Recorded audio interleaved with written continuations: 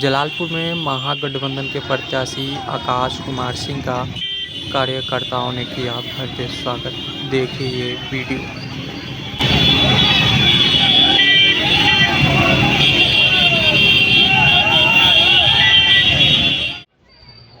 इस खासी संख्या में जहां बुमियार नहीं चुनाव लड़ रहा है वहां पर भी 25%, 30%, कहीं 40% भी इंडिया अलायंस को लोग वोट देने का काम कर रहे हैं। औरंगाबाद में भी इंडिया अलायंस को लोगों ने वोट देने का काम किया है। लोग थक चुके हैं मोदी जी के झूठ से, भ्रामक प्रचार से, जो नौकरियां उन्होंने नहीं दी, जो महंगाई है, जो बेरोजगारी है, तानाशाही है। सभी जाति बिरादरी के लोग हम लोग के साथ हैं। यहाँ ब्राह्मण भूमिहार कितना साथ ले रहे हैं आपका? 100% सभी जाति के लोग साथ हैं। अब ब्राह्मण भूमिहार 100% हैं? बिल्कुल है। क्या आप लोग हैं इनके साथ?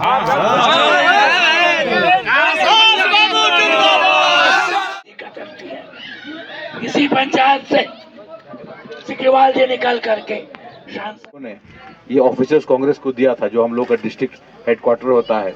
और बीजेपी के पास कभी ये चीज़ें नहीं थी। उनकी सरकार अभी बनी और नोटबंदी से पहले, 1 महीने पहले नोटबंदी के 1 महीने के पीरियड में इस देश के हर जिला में बीजेपी ने अपना पार्टी कार्यालय खोलने का काम किया, ज़मीन खरीद कर, यहाँ तक कि ब्लॉक लेवल पर हज़ारों की संख्या में ब्लॉक ऑफिसर्स बनाए। तो हम आप लोगों के माध्यम से जानना चाहते हैं कि इतना बड़े पैमाने पे हर देश में, हर जिले में, हर ब्लॉक में एक साथ जो ऑफिसर्स इन लोगों ने खरीदे, उसका पैसा कहाँ से आया?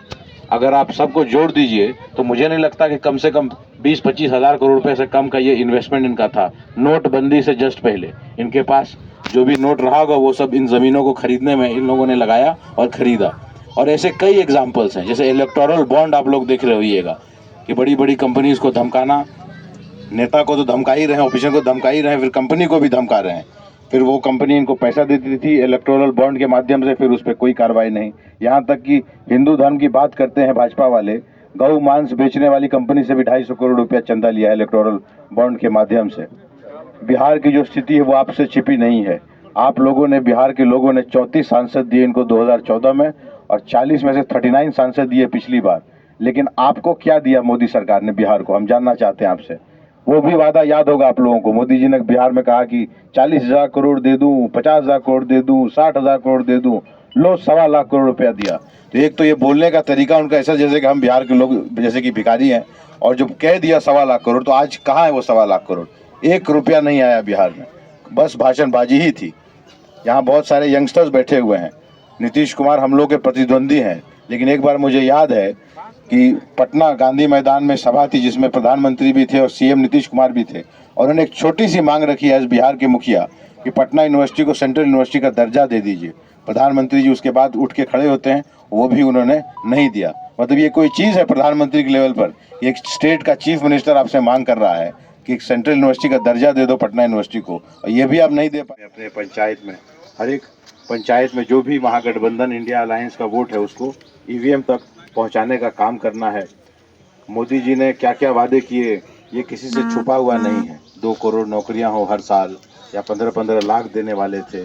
कहते थे कि 100 नए शहर बनाएंगे भारत में। पता नहीं वो 100 में से एक शहर भी मुझे नहीं दिखता। आप लोगों को याद होगा लालू जी कहते थे कि 100 स्मार्ट शहर नहीं गाँव चाहिए, लेकिन ना गाँव ही स्मार्ट बना, ना ही 100 शहर बने। दाऊद इब्राहिम को कहते थे कि ले आएंगे पाकिस्तान से। मानसरोवर ले आएंगे चाइना से, जो 62 के वॉर में मानसरोवर भारत का चला गया था चाइना में। तो मानसरोवर तो नहीं आया, उल्टे लद्दाख के देपसांग प्लेन्स में हज़ारों स्क्वायर किलोमीटर ज़मीन चाइना ने कब्जा ली। 26 पेट्रोलिंग पॉइंट्स जहां हमारी सेना पेट्रोलिंग करती थी बॉर्डर पर, वो आज वहां पेट्रोलिंग नहीं हो रही है। और मोदी जी अपना 56 इंच का सीना का भाषण देते रहते हैं।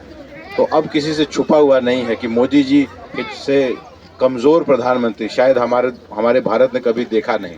और हद तो तब हो गई जब किसी मीडिया के साथी ने फॉरेन मिनिस्टर जयशंकर से पूछा कि चाइना ऐसे ऐसे कर रहा है, इतनी ज़मीनें चली गई, तो उन्होंने कहा कि चाइना हमसे बड़ी अर्थव्यवस्था है, हम उससे कैसे लड़ सकते हैं। तो ये हद की अंतिम पॉइंट था जहां भारत सरकार का मंत्री स्वीकार कर रहा है कि वो नहीं लड़ सकता चाइना से। तो हम लोग जब कांग्रेस पार्टी की सरकार रही तो ऐसा तो कभी स्थिति नहीं आया कि हम लोग, कोई देश आए हमारी ज़मीन ले जाए और हम लोग चुप करके सुनते रहें। जहाँ तक तानाशाही की बात है, तो आप लोग से किसी से छुपा नहीं, कैसे अलग अलग देश के ऑपोजिशन लीडर्स को जेल में उठाने डालने का काम मोदी गवर्नमेंट कर रही है। चाहे बिहार में अगर हम लालू यादव जी की बात करें, गरीब गुरबों के सबसे बड़े नेता रहे हैं 35 साल से बिहार में, कैसे उनको और उनके पूरे परिवार को प्रताड़ित किया है मोदी जी ने। उनको जेल में मुझे लगता है कि मारने की साजिश थी। यहाँ बगल में बहन रोहिणी चुनाव लड़ी, उन्होंने जान बचाई किडनी दे करके। यही किया अरविंद केजरीवाल के साथ। इस देश में शायद ही ऐसा उदाहरण हो जहाँ किसी चीफ मिनिस्टर को विधानसभा में 95% MLA उसके चुन के आए। एक चुनाव में 95%, दूसरे चुनाव में 90%। मोदी जी समझ गए कि इनको हम जनता के माध्यम से नहीं हरा सकते, तो जेल में बंद कर दिया है।